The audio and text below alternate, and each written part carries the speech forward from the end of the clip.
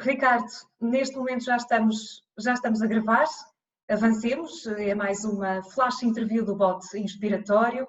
Eu já deixei aqui por diversas vezes os números e reforço, são 45 escritores, 45 artistas plásticos, em tempo de isolamento social ainda, todos os dias ao meio-dia no Facebook, um novo capítulo e um trabalho inédito. São também 45 traduções para o castelhano, o francês, o inglês, o neerlandês, agora também para o italiano, são várias línguas a levar o que é nosso, o que é português, ao mundo. Hoje temos a oportunidade de falar com mais um escritor, participante no bode inspiratório, Ricardo Fonseca Mota. Ricardo, muito obrigada pela disponibilidade para participar nesta conversa e começo pela pergunta pela qual tenho começado sempre, porque é a primeira curiosidade que de facto tenho em relação aos participantes no bode inspiratório. Qual é a impressão que causa este desafio lançado por Ana Margarida de Carvalho logo no momento inicial, ou seja, nesse início em que lhe disse que sim, imaginaria o quão coletivo e plural viria a ser o bode inspiratório? Olá, Paula, viva, obrigado também pela oportunidade de participar nestas flash interviews. Eu diria que para descrever esse momento, a palavra certa seria o espanto a diferentes níveis.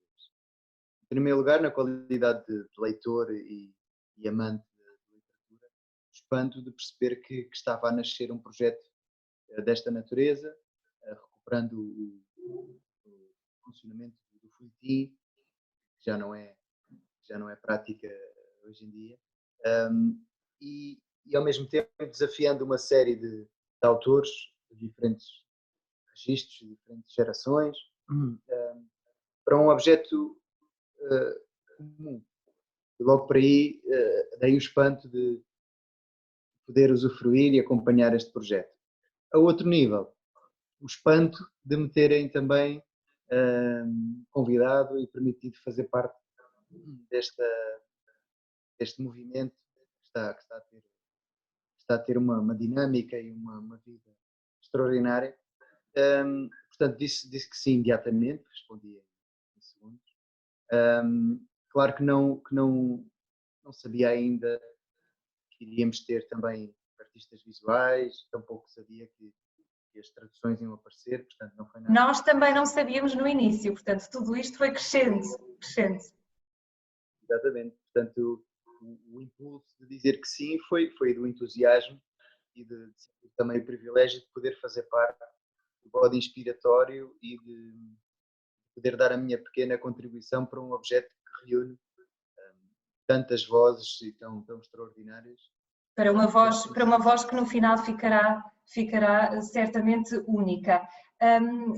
Ricardo Fonseca Mota, o seu capítulo acaba de ser divulgado com o bode inspiratório já num ponto de grande maturidade, digamos assim. Pergunto-lhe primeiro, tecnicamente, que esforço implica pegar numa história com a história já tão avançada e escrita por tantos outros escritores? Claro. Essa é um dos lados divertidos de fazer parte disto. Portanto, a distribuição dos capítulos julgo que terá sido aleatória, não é? Uhum. Sabendo que iria ser o Mário de Carvalho a iniciar e Luísa Costa Gomes a terminar. Portanto, o facto de ter ficado mais para o fim traz desafios. Eu julgo que se tivesse ficado no início também seria igualmente desafiante, mas a parte divertida é exatamente essa. Visto do fim, há mais material para ler, mais material para analisar, para estudar e tentar entrar o mais possível nos outros autores, nos outros 34, e perceber que linhas lançaram, que linhas uniram, o que é que ficou para trás, o que é que pode servir para aquilo que ainda falta. Portanto, juntar as peças. Que este foi o desafio principal. Como é que podemos contribuir sem ser um objeto estranho ao que já está feito, sendo que tem sempre um pessoal. E do ponto de vista do que vem aí, tentar também ajudar a história a avançar, complicá-la sempre um bocadinho, que é também esse o propósito, e tentar fazer este equilíbrio portanto, o bode inspiratório não serve só para entreter as pessoas que estão, como nós todos, em situações extremas, Claro. de isolamento, também serve para lhes dar profundidade. Então, unir os pontos e perceber que tipo de dimensão é que podemos também dar, contribuindo assim com a nossa parte. E foi isso que eu fiz, foi tentar perceber o que é que podia ainda ser desenvolvido e lançar a bola depois ao Paulo Moraes, que deu depois continuidade. E tem sido muito divertido acompanhar também esta dinâmica. Perceber... Recorrer a Calfucura. Quando estamos perante o seu capítulo, não podemos deixar de fazer esta referência. Portanto, recorrer a Calfucura e à necessidade de manter viva a sua memória foi um nó vital. Eu, já agora posso partilhar isso. Eu escrevi este capítulo dias 14 e 15 de abril. Portanto, antes. Exato. Nós temos 24 horas para escrever o nosso texto e não coincide exatamente com a data em que ele é publicado. Portanto, ele saiu esta semana, mas eu escrevi-o entre dias 14 e 15 de abril. E eu recordo-me, eu estive no Festival Correntes de Escritas, como estiveram muitos dos escritores que estão a participar no Bode Inspiratório. E no dia em que soubemos que o Luís Sepúlveda estava doente, imediatamente iniciámos uma quarentena, um isolamento. Portanto, para alguns de nós, para muitos de nós, a experiência começou ali e abalou-nos logo desde a primeira hora. E quando eu senti que podia dizer qualquer coisa, contribuir com a minha parte, achei que de alguma forma queria homenagear e introduzir aqui um bocadinho do Sepúlveda. E o nome completo do Sepúlveda é Luís Sepúlveda Calfucura.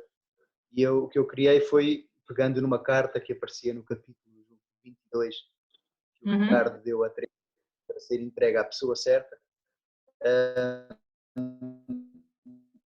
eu percebi, ainda não tinha sido entregue essa carta e foi nesse pormenor que eu peguei. Portanto, naquela carta, aquilo que eu coloquei foi, há um plano para a resolução deste problema, e eu chamei-lhe o plano Calfucura, exatamente para ter a presença do Sepúlveda. E a carta diz exatamente isso, é preciso manter viva a voz de Calfucura, e foi uma forma de o homenagear. De o homenagear. Não resisto a perguntar-lhe... Acabou mesmo. Nós estamos aqui com algumas interferências no som, mas com um delay acabamos por conseguir ouvir-nos. Ricardo Fonseca Mota, não resisto a perguntar-lhe, teve alguma proximidade a Luís Sepúlveda no evento? Trocou alguma palavra com ele?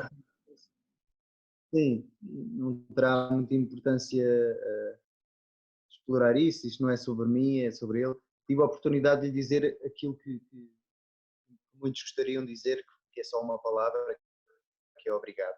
E no último senti sempre algum pudor em aproximar-me, sentimos sempre que vamos aborrecer e não devemos estar ali. Mas não consegui vir-me embora sem lhe dizer obrigado e pedir-te um autógrafo e tentar não aborrecer muito.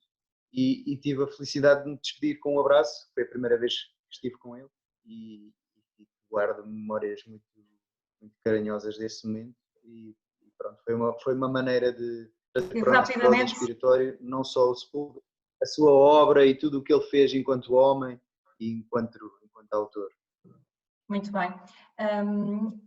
Ricardo Fonseca Mota, para terminar, uma reflexão sobre esta conjuntura e aqui com alguns links às tuas próprias palavras, ao seu capítulo, numa altura em que nos regozijávamos já pelas ambições científicas que nos trouxeram até ao século XXI, somos confrontados de repente com a presença esmagadora, galopante de um vírus que é invisível, que é silencioso. A ciência, no fundo como a própria criatividade artística e literária, teve, ou tem, ou terá de imaginar afinal o inimaginável. Aliás, a imunologista Maria de Sousa tocava nesse ponto crucial há dias, na sua última entrevista.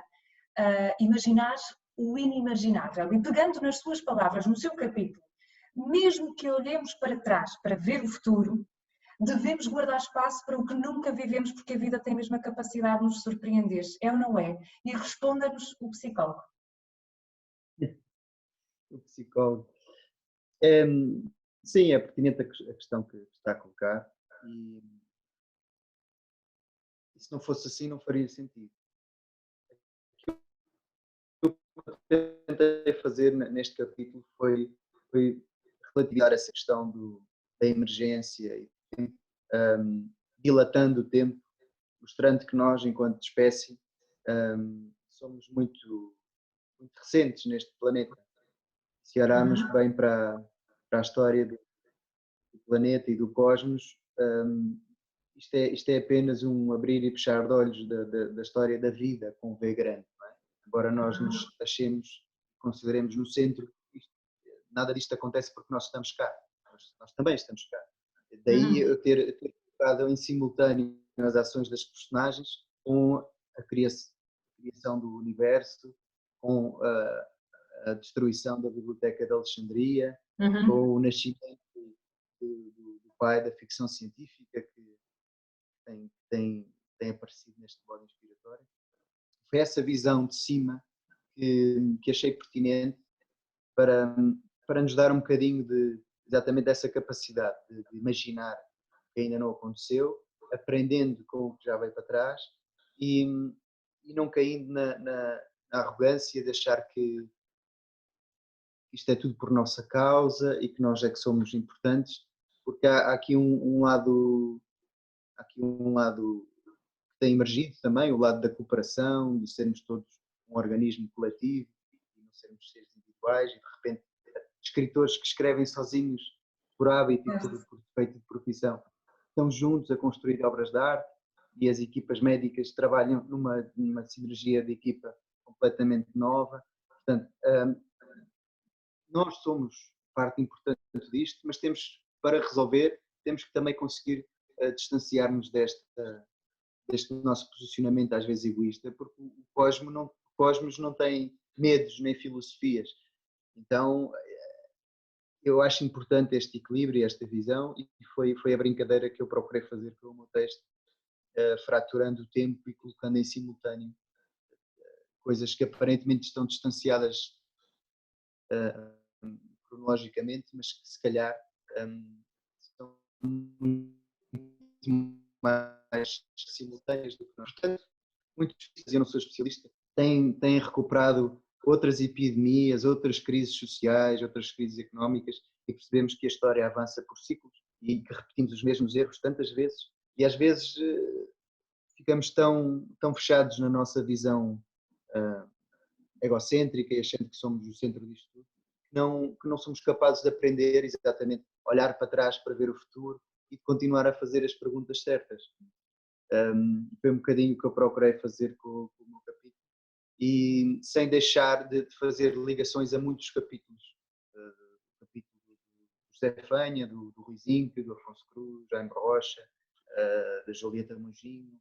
São vários capítulos que vêm dar ao meu, exatamente para ser coerente com esta mensagem da ligação. Não sei se conseguimos. Ricardo Fonseca Mota, foi certamente uma resposta certa. Muito obrigada pela disponibilidade mais uma vez neste final de tarde para esta conversa. É um gosto estar à conversa consigo, devo dizer-lhe. Foi muito apreciado o seu capítulo e fica aqui o seu testemunho importante para quem segue o bode inspiratório, ficar para além do capítulo dos autores, também com a visão que os próprios autores têm da sua participação nesta obra, que afinal é muito maior do que eles próprios. Muito obrigada. Obrigado. Eu gostava de dizer, posso só dizer uma coisa? Sim, claro. Curiosamente, a obra do artista visual que saiu no mesmo dia do meu capítulo, nós não temos qualquer contacto com os artistas e eles não seguem o nosso capítulo. Quem diria que havia uma ligação, não é?